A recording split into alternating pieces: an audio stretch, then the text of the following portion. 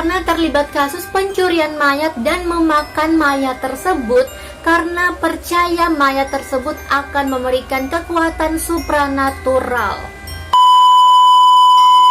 Hai, welcome to 3PS YouTube channel. Jadi di video ini aku mau menceritakan kisah dari Sumanto, manusia kanibal dari Indonesia. Jadi pasti di antara kalian ada yang udah tahu atau belum tahu tentang kasus Sumanto ini. Sumanto ini adalah orang yang dikenal sebagai manusia kanibal dari Indonesia. Dia mencuri mayat dan langsung memakannya.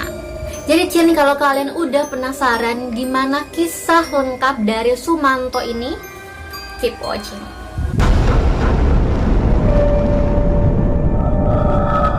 Nah, Sumanto ini lahir di Pelumutan, Jawa Tengah pada tanggal 3 Maret 1972. Dia dikenal karena kasus kanibalisme.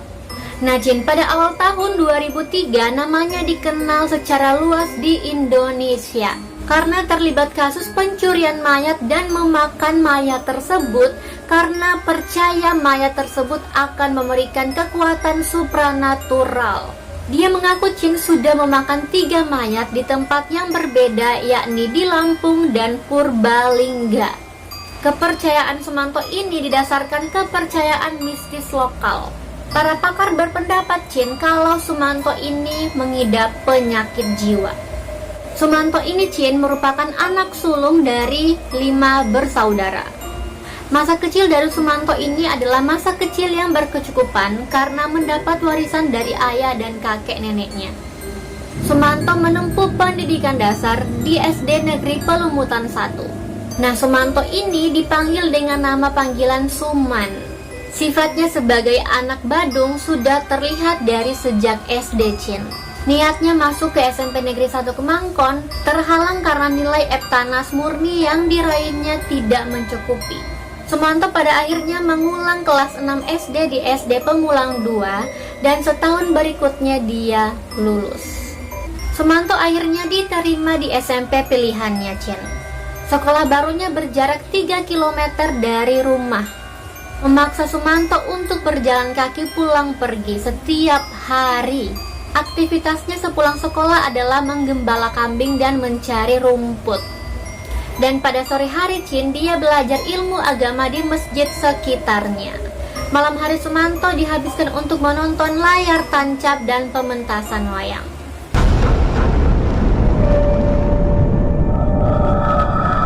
Hari demi hari Sumanto dialami kesulitan ekonomi yang melanda keluarganya. Mau tidak mau perabotan yang di rumah Sumanto dijual untuk memenuhi kebutuhan hidup. Nah, karena kesulitan ekonomi, Sumanto putus di kelas 3 SMP.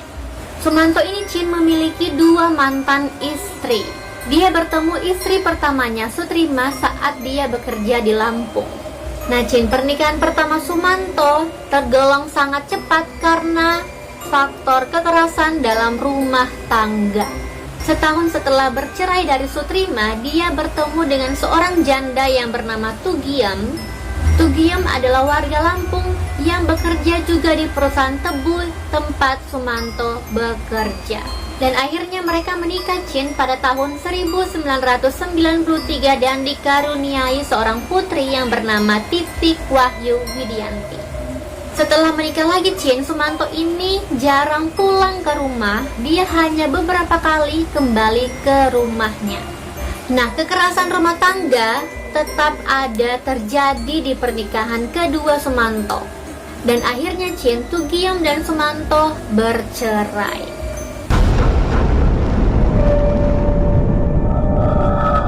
Nah, kehidupan Sumanto menjadi semakin sulit dan dia sulit untuk makan makanan yang enak. Nah, Indonesia dibuat heboh pada tahun 2003. Di Jawa Tengah ada kuburan yang terbongkar dengan kondisi mayat yang tidak utuh lagi.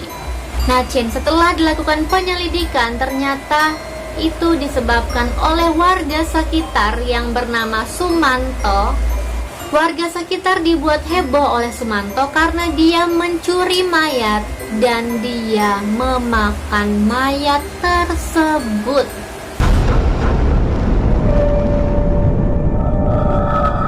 Nah, daging mayat tersebut sempat dijadikan sate oleh Sumanto dan diberikannya kepada anggota keluarganya.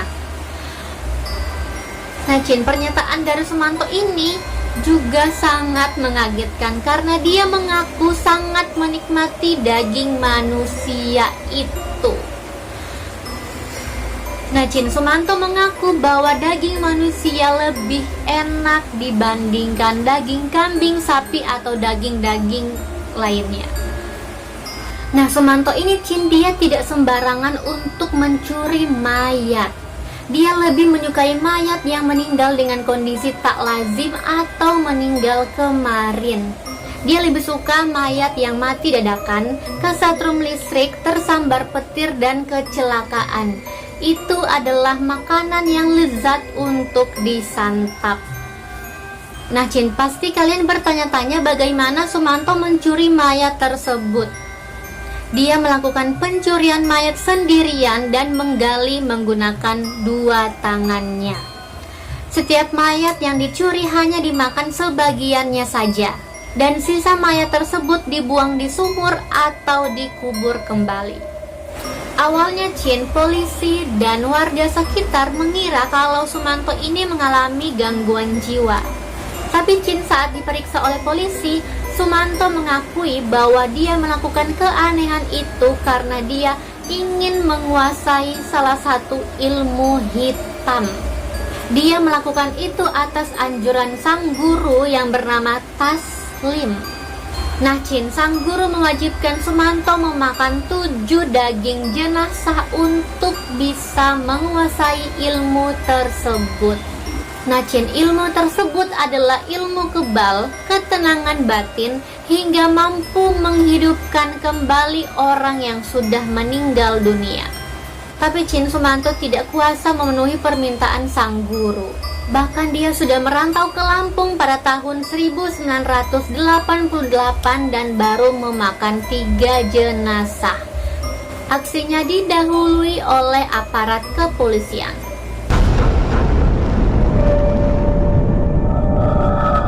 Nah, Sumanto dikenai hukuman 5 tahun penjara, tapi dia dibebaskan pada tanggal 24 Oktober 2006. At least dia hanya menjalani 3 tahun masa penjara. Ia kemudian ditampung di rumah rehabilitasi An-Nur, Bungkanel, Karanganyar, Purbalingga. Sumanto ditempatkan di sebuah pesantren karena warga Purbalingga tidak mau menerima kembali Sumanto di desanya. Nah, di pondok pesantren itu Sumanto mempelajari ilmu agama dan akhirnya Sumanto bertobat. Pengajar dan pengurus pesantren semula kewalahan dengan Sumanto yang memiliki intelektual amat sangat rendah. Tapi dengan kesungguhan mereka dan Sumanto yang ingin belajar ke arah yang lebih baik, mengubah Sumanto menjadi pribadi yang lebih baik. Kesibukan Sumanto pun berubah, Dia mulai mengikuti pengajian, bahkan mengikuti ceramah. Dan bahkan Sumanto sesekali menjadi pembicara pembuka. Nah, itulah kegiatan rutin Sumanto yang berubah 180 derajat. Oke, sekian dulu cerita atau kisah dari Sumanto, manusia kanibalisme dari Indonesia. Gimana menurut kalian? Komen di bawah. Oke, sekian dulu video hari ini. Kalau kalian suka sama video ini, please like this video. Jangan lupa komen di bawah kalau kalian mau request aku bikin video apa lagi selanjutnya. Dan jangan lupa subscribe dan nyalain notifikasinya supaya kalian gak akan ketinggalan sama video aku berikutnya. Dan jangan lupa juga follow Instagram aku @devputrisabria karena aku sering update video-video terbaru yang aku akan upload di YouTube channel aku. Oke, bye, see you the next video.